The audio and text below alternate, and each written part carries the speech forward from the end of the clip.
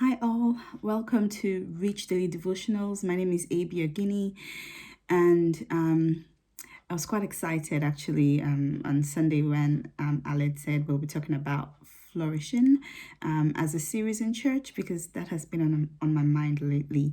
So today I'd like to talk about one of the ways that we can flourish in these trying times. So I'd like to talk about having the right attitude and our self-talk.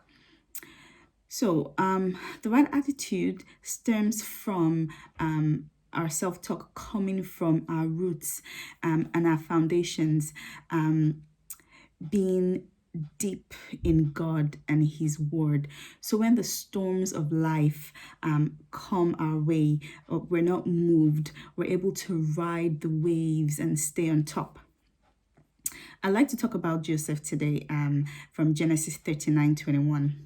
So Joseph was a young man, one of 12 sons, who, while he was quite young, God gave him dreams and visions for his life, and he knew he was going places. He knew he was going to do great things. He knew he was going to be pretty much like a king, ruling over everyone else. He knew that was the vision God gave him. However, God didn't tell him how he was going to get there, but he knew that God had something in store for him. So I'm sure many of you know the story. He went through a lot, and at some point he ended up in jail. Just imagine if you were in jail. But see what Genesis 39:21 says. It says, but there in jail, God was still with Joseph. Can you believe that? So I don't know what this year has been like for you, but have you still been telling yourself God is with me in the middle of this craziness? I know God is still with me. I know that God is working all things for my good. Is that what you've been telling yourself? Because that's how you get the right attitude to keep going and to stay on top no matter what. So I had a light bulb moment recently when I was listening to a podcast, and the lady that was preaching said this. She was talking about how we could have moments, Selah moments, to pause and reflect and think about God's word and let it wash over us. And she said, do you know you could be fighting with your spouse and still have a Selah moment right there now? And I was like, wow. So think about it. Imagine it. You were having a heated argument and you took a moment and just paused and spoke to yourself and muttered to yourself, love is patient, love is kind, love is patient, love is kind. Just think about how that will change the tone of the conversation.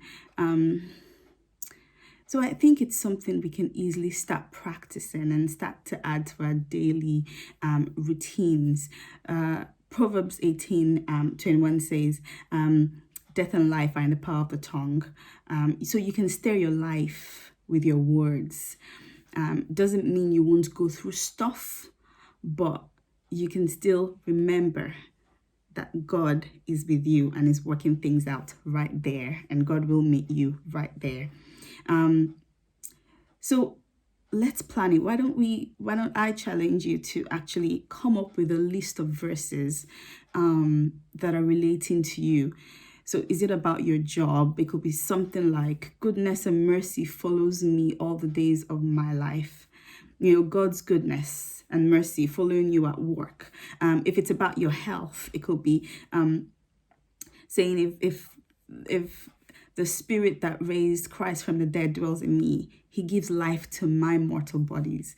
And if it's about your finances, you know, God supplies all my needs. Why don't you make a list of all of these things and just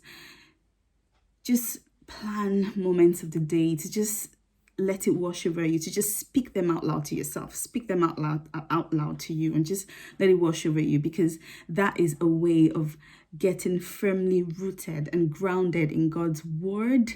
So no matter what, you know that God's got you, no matter what. So that's my challenge. You know, that's my challenge for you.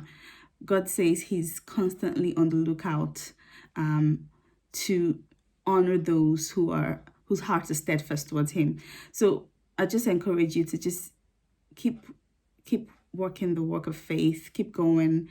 You're doing great. I'm gonna end here. Have a beautiful day. I'm gonna put up the link for the worship song, and it's just a reminder again to speak life and to remember to use your words wisely. Take care. Bye.